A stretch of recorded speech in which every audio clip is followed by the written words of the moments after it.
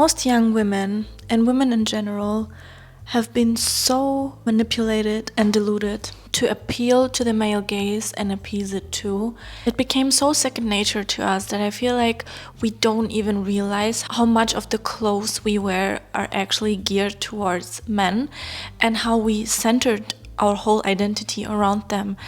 And I feel like this stops us from expressing ourselves truthfully and authentically. Therefore, it hinders our creativity, our self-expression, and our personal style ultimately. This is why I want to discuss how we can decenter men to give rise to our personal style.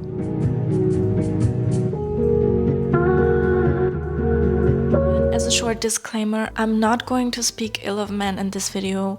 I'm not about this type of content. I want to express how we can free ourselves from these shackles that don't serve us and don't do you justice in your creative expression, in your art, in your personal style. I think the best role model for us as women when it comes to personal style and self-expression are little girls and older women. The reason being that younger children are not yet so manipulated by the society, by limiting beliefs, by certain agendas, and they just are who they are.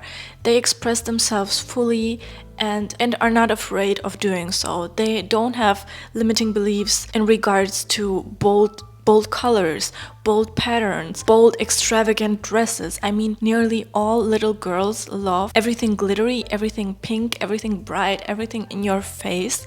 And this is no coincidence. This is what makes our little inner child happy. And of course, I'm not talking about every single girl, but in general, there is this pattern. With time, especially when we grow into adulthood through our teenage years, we are confronted with this self-doubt, with these feelings of how can I fit in to be accepted by people? And the acceptance of men and boys is very significant. And of course, our biology plays into this 100%. But I think for women, it is so important to not forget our individuality, to not forget that wearing something does not make you less attractive. Your style and your sense of style doesn't lower your attractiveness. Honestly, it's quite the opposite. You don't have to have bold, loud, personal style, but the more you show yourself to the world as you feel, as you want to project yourself, the more people will see you for who you want to be perceived. And the people who don't belong in your life will be filtered beforehand. And the people who love your style, who love your personality, who don't have any problem with your authenticity, they belong in your life and they won't be scared by your boldness. The biggest inspiration for my personal style are older women actually who had families, who had children and a husband and had relationships. And they realize at a certain age that I don't have to hide myself, even if I go into this prison of trying to appeal to the male gaze. The superficial validation I get from men is actually nothing in comparison to the validation I get from myself when I feel like myself, when I wear something that excites me, when I wear something that empowers me, that I love, that I feel comfortable in, that I feel quirky in, that I feel like my inner child is happy in.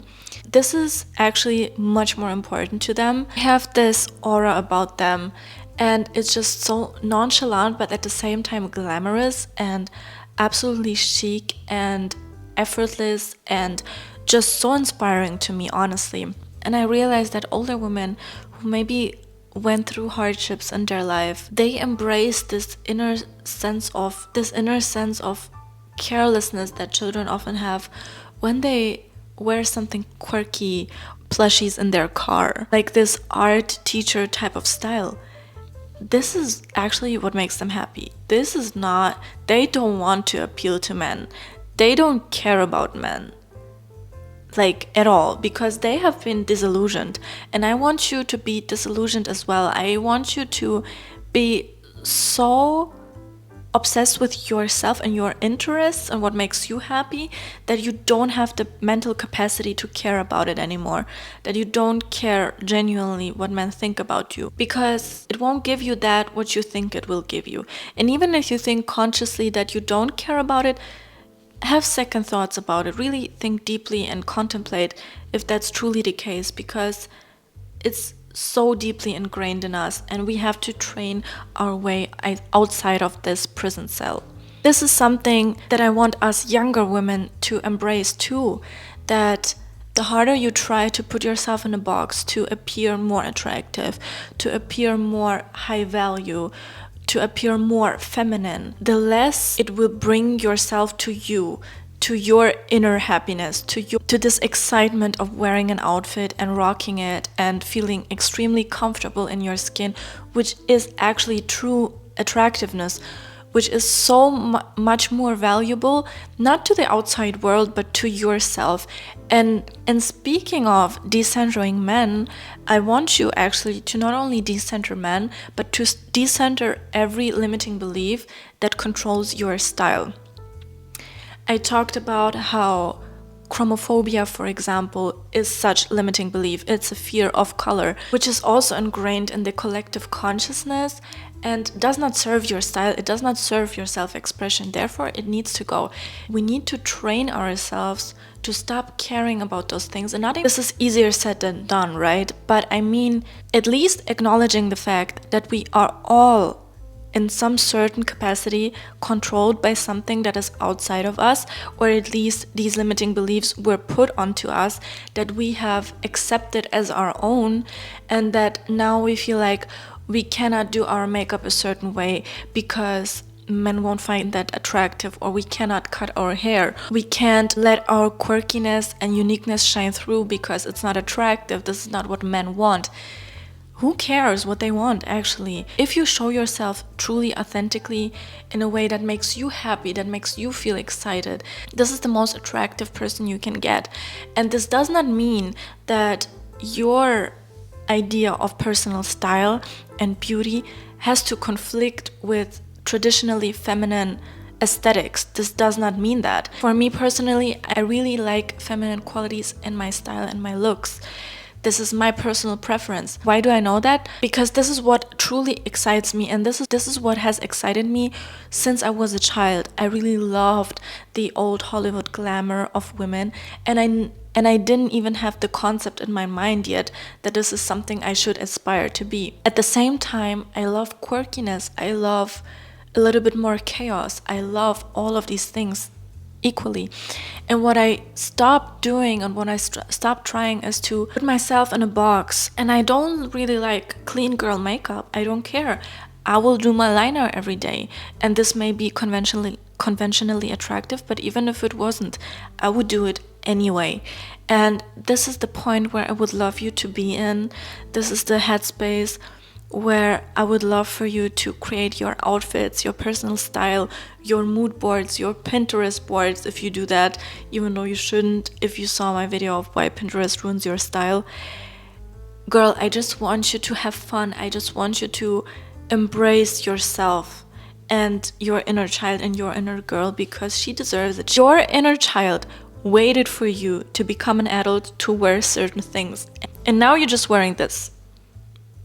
Be for real.